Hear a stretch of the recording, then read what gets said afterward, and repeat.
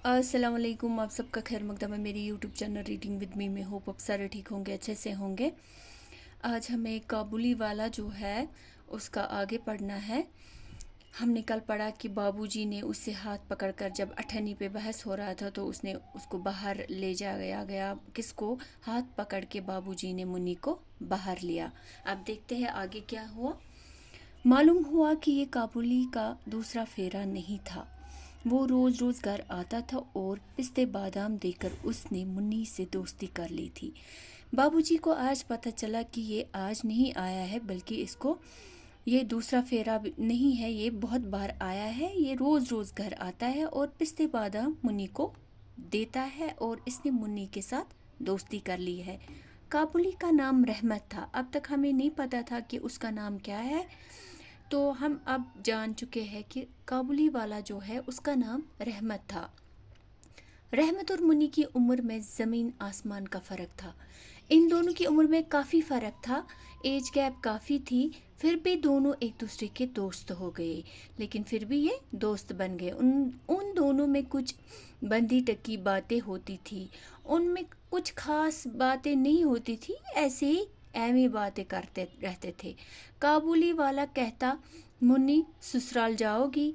मुन्नी नहीं जानती थी कि ससुराल किसे कहते हैं। छोटे बच्चे को कहाँ पता होता है कि ससुराल किसको कहते हैं। तो काबुली वाला उसको कहता था ससुराल जाओगी। ऐसे ही उन दोनों में चलता रहता था। लेकिन भला वो चुपचाप रहने वाली कहाँ थी, वो तो उल्टा काबुली से पूछती थी, तुम ससुराल जाओगे? इस तरह से ये मुन्नी जो है वो बहुत बातूनी थी, तो वो उल्टा जवाब देती थी, उसको वापस पूछती थी, तुम ससुराल जाओगे? रहमत गुस्सा तान कर कहता था, मैं तो ससुर को मारूंगा। वो ऐसे ही बोलता था, उसको वहाँ से जवाब देता था, मैं ससुर को मारूंगा। ये सुनकर मुन्नी खूब हंसती थी। इस तरह से इन दोनों में बातें होती थी और मुन्नी हंसती रहती थी।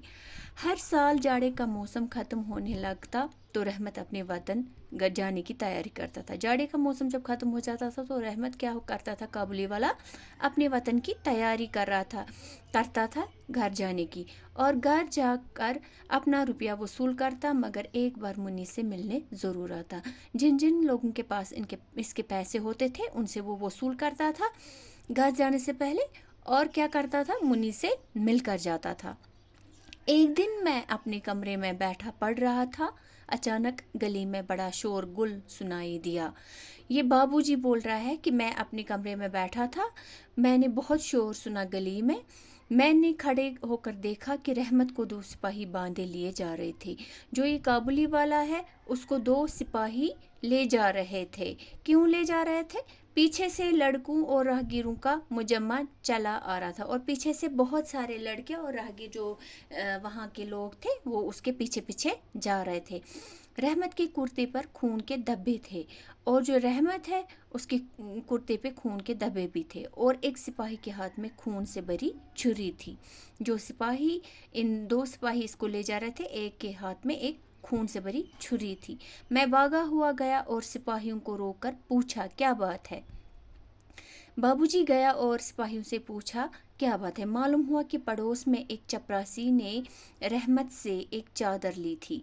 इनके पड़ोसी में एक चपरासी रहता था, उसने रहमत से, जगह काबुली वाले से, चादर ली थी, और अब वो दाम देने से इनकार करता, अब वो पैसे देने से वो इसको इनकार कर रहा था। इस पर झगड़ा हो गया और रहमत ने गुस्से में आकर चपरासी पर छुरी से हमला किया। इस तरह से काबुली वाले ने उसके ऊपर हमला किया था गुस्से में आकर। इसलिए हम बोलते हैं ना, गुस्सा गुस्सा जब होंगे तो अपने गुस्से को काबू में रखो।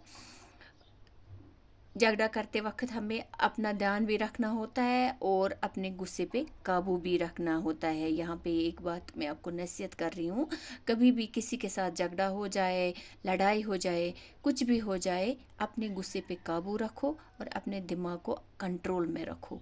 इस पर झगड़ा हो गया और रहमत ने गुस्से में आकर चपरासी पे छुरी से हमला, इस तरह से उसने, काबुली वाले ने उस पर हमला किया। रहमत इस बेईमान चपरासी को सैकड़ों गालियां दे रहा था।